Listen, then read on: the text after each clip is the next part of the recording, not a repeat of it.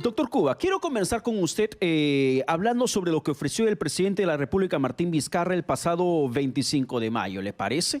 Un poco para que podamos hacer un recordaris de qué es lo que dijo el gobierno que va a ocurrir o lo que se pretende hacer al 30 de junio cuando terminaba esta última extensión de la cuarentena a nivel nacional. Escuchemos un poco. Y en camas UCI,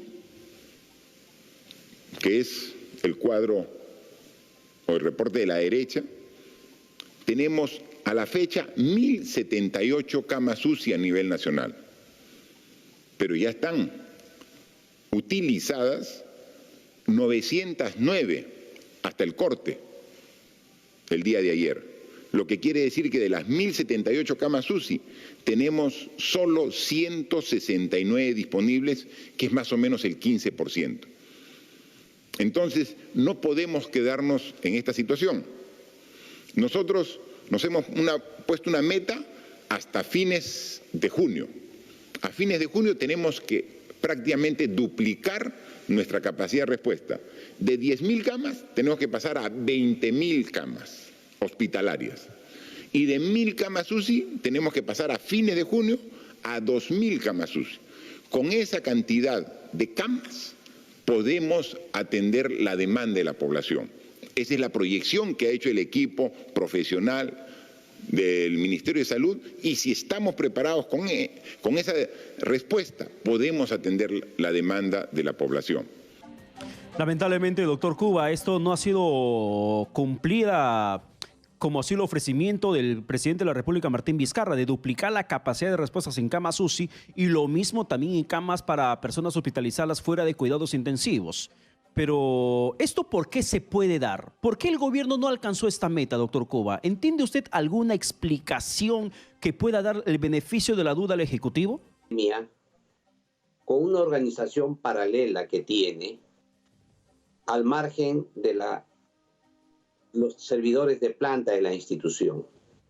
El propio ministro de Salud ha señalado que tiene 147 asesores con diversos grupos de trabajo, con comités, con expertos de diversos tipos, que hace que todos tengan que llegar a un acuerdo y luego ellos sugieren a los directores generales y los directores generales proceden a hacer las compras, las adquisiciones y todos estos temas que en el fondo generan demora en la toma de decisiones. Pero por otro lado también hay que tomar en cuenta que nos encontramos en un mercado dinámico. Lejos de tener tantas comisiones y grupos de trabajo, lo ideal sería un trabajo más ágil, que los propios directores generales asuman su responsabilidad plenamente para que puedan llegar a cumplir la meta. Porque sí es lamentable que el presidente haya prometido 2.000 camas y no hayamos llegado ni siquiera a 1.300. Por otro lado, 20.000 tampoco hemos tenido. Y por otro lado, no solamente es el tema de las camas y los ventiladores, es también el suministro del oxígeno. Es como que tú tengas un automóvil y no tengas gasolina. Si no hay oxígeno, no funcionan los ventiladores, no funcionan las camas UCI. Igual manera funcionan con los medicamentos. También hay escasez de medicamentos porque los medicamentos no solo son aquellos que todos conocemos, la ivermectina, la citromicina, la hidroxicloroquina, etcétera, sino también medicamentos que se necesitan para la unidad de cuidados intensivos, para combatir la tormenta de citocinas y una serie de aspectos que se tienen en las unidades de cuidados intensivos. Pero, doctor Cuba... Entonces hay un problema global. Pero el problema global... El problema global que usted nos menciona es básicamente una consecuencia de la misma burocracia que se ha instaurado dentro del Ministerio de Salud o el Ejecutivo en la toma de decisiones. porque si había un ofrecimiento, una proyección de cuántas camas debíamos tener hasta el 30 de junio, quiere decir que el gobierno sabía perfectamente de qué estaba hablando. Había una brecha de más de 30 días en proyección para alcanzar a la meta de 20.000 camas de hospitalización que no se alcanzó, para alcanzar a 2.000 camas UCI que no se alcanzó, no llegamos ni a 1.500 o a 1.300 como se nos manifiesta. Entonces algo pasó en el proceso. Algo pasó con el plan del gobierno que terminó siendo un mero ofrecimiento, una vez más incumplido, doctor Cuba. Exacto. Y eso ocurre porque también está fracturado el sistema de gestión en los 3 niveles de gobierno. Tenemos una rotura entre el gobierno nacional y los gobiernos regionales y locales. Tenemos una rotura entre el propio despacho ministerial con los 147 asesores que ha declarado el ministro con los directores generales, porque si usted fuera un director general y usted va a firmar con su responsabilidad las adquisiciones y las compras, no creo que sería bueno que las que tomen las decisiones sean aquellos que no van a ser responsables posteriormente por esas compras. Entonces yo creo que todo eso ha generado una dificultad en la compra de los insumos y cumplir las metas. Lo más triste de todo es que dinero hay. Mire usted, para los proyectos de inversiones para el COVID, el gobierno nacional solo ha gastado el 0.5%. Y los gobiernos regionales han gastado el 18% en promedio.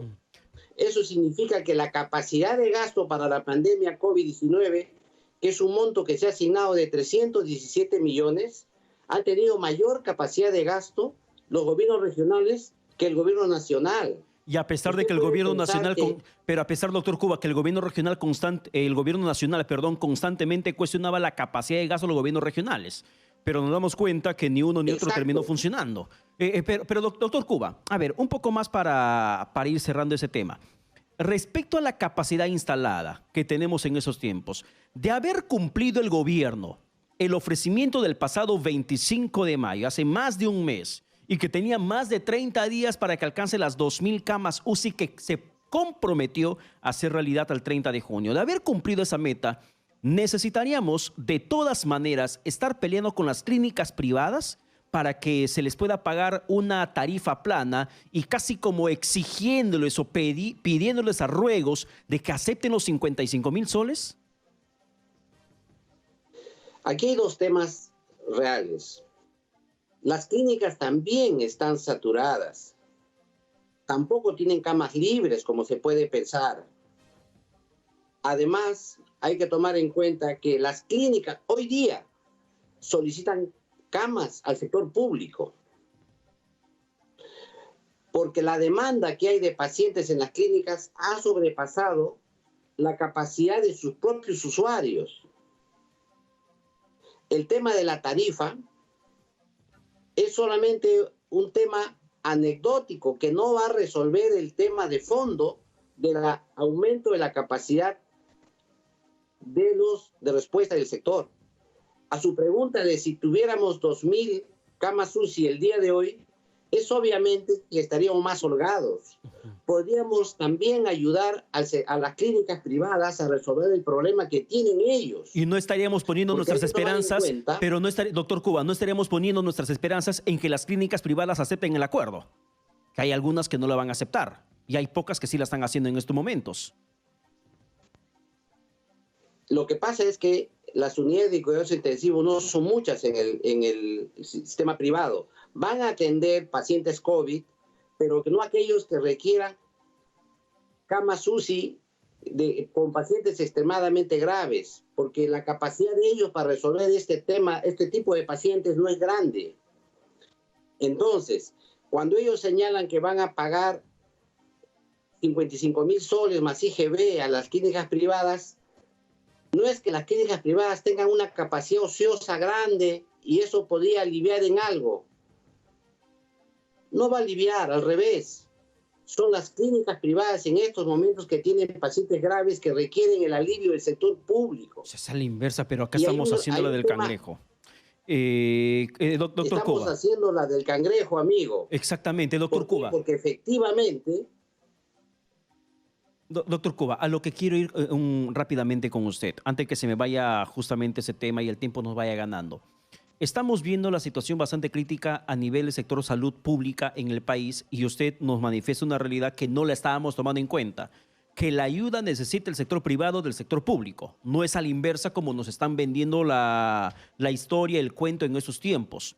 Pero además de todo eso, en las últimas horas, en la víspera, el presidente Martín Vizcarra hizo un nuevo anuncio respecto al tema de camas UCI. Lo curioso es, no se alcanzó la meta de 2.000 camas UCI al 30 de junio, a pesar del ofrecimiento y teniendo más de 30 días por delante, pero el presidente Martín Vizcarra ahora se comprometió al 2021 llegar con 5.000 camas UCI. Permítame un poco, doctor, por favor, recordar también lo que el día de ayer justamente el jefe de Estado ha manifestado sobre este nuevo plan, esta nueva promesa que lanzó respecto a las camas UCI en los hospitales públicos del país. Al día de hoy, en el Perú hay 1.355 camas UCI. Hoy, si le sumamos 650 ventiladores mecánicos, tenemos los alrededor de 2.000 ventiladores mecánicos, camas UCI que nos propusimos para fines de junio. Estamos poniendo unas metas bastante altas y poniendo el esfuerzo para cumplirlas. Hemos dicho nosotros hoy día que nos ha enseñado esta pandemia que no estamos preparados en el sistema de salud y no vamos a esperar un nuevo reto, una nueva enfermedad para seguir preparando. El objetivo de aquí al próximo año, el año del bicentenario, es tener en el Perú 5.000 camas UCI. Ya no para atender el COVID, que definitivamente ya estará superado, sino para estar preparados como país para eventos de este tipo. Puede ser otra enfermedad, puede ser un desastre natural, puede ser un terremoto que requiera la cantidad grande de equipos de respuesta de cuidados intensivos. Y entonces, si ahora nuestra meta fue 2.000, ya tenemos que pensar en tener por lo menos como país 5.000 camas. Al día de hoy, en el Perú hay... Bueno, doctor Cuba, 5.000 camas al 2021, pero no dijo para cuándo, si para el 1 de enero o para el 28 de julio del próximo año. Sí, yo espero que el presidente cumpla su ofrecimiento. Es buena la propuesta, no puedo estar sino de acuerdo con lo que propone, y yo creo que además va a tener vientos favorables, porque también ya el mercado comienza a abrirse un poco más, ya es posible hacer mejores adquisiciones, se han recibido donaciones de gobiernos extranjeros que con muy buena voluntad nos están dando estos equipos. Además, hay una presión fiscalizadora muy fuerte de parte del propio Congreso de la República, por más que se diga que molestan. Sin embargo, es importante que a alguien le vaya diciendo, señores, hay que cumplir las metas que se han propuesto. Yo creo que ese es el rol que se tiene que cumplir en una república, en un gobierno democrático. Pero lo que sí creo que queda como lección es que no solamente son los ventiladores mecánicos, que debemos tener 5.000 para el año 2021, sino que se tiene que mejorar todo el sistema de salud, porque ahora hay un tema de fondo que no se ha referido el presidente y que lo dijo hace 15 días también y no lo ha vuelto a repetir, que es el fortalecimiento del primer nivel de atención con medidas de bioseguridad adecuadas para los servidores y trabajadores, con los insumos y los equipos, con las pruebas moleculares que se necesitan, pero además con el trabajo conjunto con la comunidad para que se trabaje el enfoque de riesgo local, para detectar en la propia comunidad las zonas calientes y la gente se cuide y evite eso. Yo creo que los planteamientos del presidente es bueno, pero está incompleto. Si se cumple lo que plantea y completa con lo que le digo, vamos a ir saliendo poco a poco de esta pandemia, porque no hay forma de salir de la pandemia si no se trabaja con la comunidad, con el enfoque comunitario. No hay forma de salir en esta pandemia si no generamos el autocuidado, la responsabilidad compartida con la población y además en modo solidario se controlen recíprocamente el control social de la gente. Sí, pero doctor Si no Cuba, logramos esos objetivos, es muy complicado que podamos salir de esta pandemia. pero doctor Cuba, lo que el Ejecutivo nos está vendiendo es la historia que con camas UCI, con 400 ventiladores más que se recepcionó el día de ayer procedente de China, ya podemos estar en mejores condiciones para poder superar la crisis. Camas UCI, más camas UCI, ¿es sinónimo de vencer al coronavirus? De ninguna manera, de ninguna manera. Como ya se ha demostrado, el enfoque hospitalario, militar, policial, no resuelve el problema de una pandemia. Todos los países del mundo han salido de esta pandemia con el enfoque comunitario, con el trabajo con la población. Y es un trabajo repetitivo, cansón, diario, porque la gente tiene que poco a poco ir cambiando sus estilos de vida. Y lo más importante es el control social, es que la misma gente se pase la voz. Es como cuando tú caminas por la calle y alguien ves que bota una basura en la calle, tú le llamas la atención, señor, no bote la basura. Igual, señor, usted no usa la mascarilla, señor, usted no guarda su distancia. La gente tiene que hacer el control social, es un tema colectivo. Pero eso se tiene que trabajar como trabajan los sacerdotes en sus iglesias, todo el tiempo hablando con temas concretos, como hacen los sacerdotes para poder dar enseñanza religiosa. Igual se hace con la salud en los centros doctor Cuba, salud. Todos los días los servidores de salud tienen que hacer ese trabajo. Ya, pero aquí estamos en un contexto social donde la cuarentena, siendo Lima la región más caliente en tema de contagios, donde las personas comienzan a morir en la puerta de hospitales, como sucedió el día en las últimas horas en el hospital de Lima Este de Vitarte. Entonces, ¿de qué situación real estamos hablando que se registra en el país? Porque el gobierno libera finalmente, ya abre de por sí, formaliza lo que hace ratos estaba liberado, la cuarentena de facto en Lima. Pero al mismo tiempo comienza a registrarse una masiva concurrencia de personas en el transporte público y que se van agolpadas sin siquiera respetar el distanciamiento social mínimo. Esto, a todas luces, pareciera que nos va a comenzar a hablar de una inminente segunda ola, como tanto se presagia, como el peor de los escenarios, doctor. Mire, hay un tema adicional que no hemos conversado. El Ministerio de Salud estos días está haciendo un estudio de prevalencia del virus en Lima Metropolitana. Es un estudio que nos va a permitir conocer cuál es la situación de las personas que se han contagiado o no se han contagiado o si ya tienen anticuerpos neutralizantes. Este estudio sí es muy importante, yo lo tengo que resaltar, porque nos va a permitir saber qué porcentaje de la población de Lima ya está con anticuerpos neutralizantes y cuánto es el riesgo que esto pueda tener. Pero no solamente eso, nos va a permitir saber en qué distritos de Lima Metropolitana hay zonas todavía calientes y en qué otros distritos no. Y en consecuencia nos va a poder dar visos para enfrentar esta pandemia y evitar lo que usted plantea, el rebrote o una segunda ola. Yo creo que ese tema no debió hacerse de hace mucho tiempo.